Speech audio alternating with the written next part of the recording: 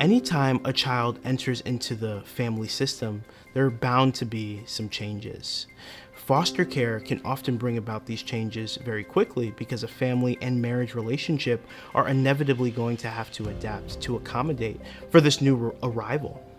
Today's video is about how we can continue to maintain and nurture a healthy marriage relationship while on this journey that is fostering and foster care.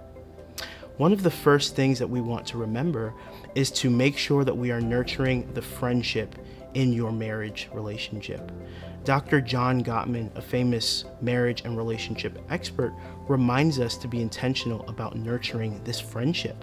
It's likely that before you were ever spouses or parents or even in a dating relationship, you were most likely friends. We want to make sure that you're continuing to nurture and pour into your relationship and building up that friendship in this different season of your life. It may be helpful to remember that we want to make sure that we're sharing fondness and admiration for our spouses as well. It may be helpful to think of your marriage relationship as a love bank. Things like positive interactions, quality time spent together, laughs, those things are deposits into your love bank. But things like negative interactions, put downs, or name calling, those things are withdrawals from your marriage relationship or your love bank. We want to make sure that we are intentional about the ways that we are pouring into each other and that we're putting deposits into each other's love banks that are meaningful to your spouse. And that requires to know and to learn our spouses in different seasons of their life as well. Dr. Gottman also talks about this beautiful idea of building up each other's love maps. What maps help us to do is to get us to where we want to go. And that requires taking time to intentionally know our spouse. Try thinking about how your spouse has maybe changed in this season of their life. Has their interests changed at all? Has their hobbies changed at all?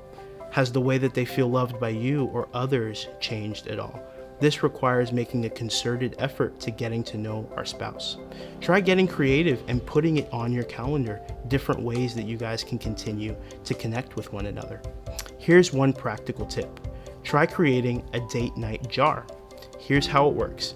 All you're going to need is either pieces of paper or popsicle sticks and a jar. What you and your spouse do is you take turns writing down 10 different date ideas with varying levels of planning and money commitments, and you put them into that jar. You shake it up, and then come date night, either you or your spouse is going to pick from that jar, and that's what you're going to be doing together.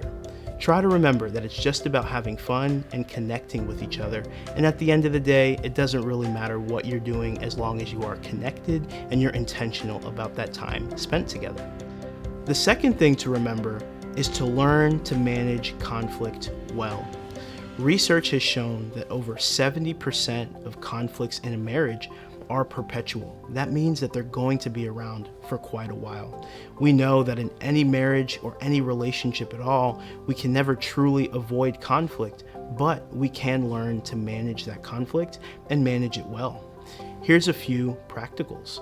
One thing that you can do is try to discuss each other's perspectives on these perpetual problems. Try to come at it with an attitude of curiosity rather than an attitude of judgment or contentment. Try to listen to your spouse on what their perspective is and just cultivate a knowledge base of understanding so that you guys can move through that conflict together. Another practical is that we need to make sure that we ourselves are regulated and calm so that we can manage these highly stressful situations. Try to talk with your spouse about ways that you are intentional about pouring into your own self-care. Self-care is often things like exercising, eating well, walking, journaling, all these things that fill into you so that you can then give to your spouse. We also want to make sure that we are practicing our own internal self-regulation strategies when things maybe get a little too stressful and we have to manage these conflicts. Self-regulation can be things like deep breathing activities or guided imagery as well. Try to find ways that you can regulate so that you guys can bring down the conflict and work through it together.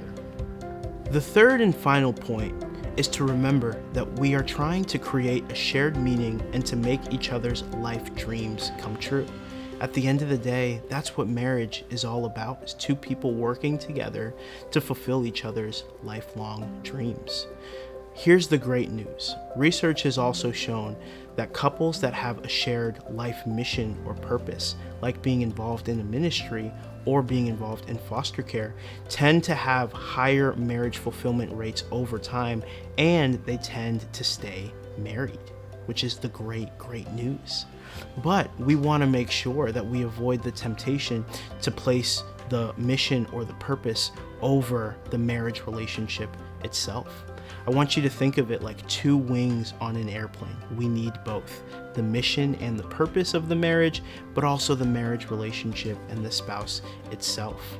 We want to make sure that we're continuing to be intentional about how we're helping each other to create this joint shared meaning and to live out each other's life dreams and goals. Try to get intentional about this and have a conversation with your spouse. Maybe you can do this once a month or twice a year or once in the beginning of the year, and try to write down 3 to 5 life goals or dreams that you both have. Periodically, you can check in on how each other are doing, with encouraging each other on how they're meeting these life dreams and life goals.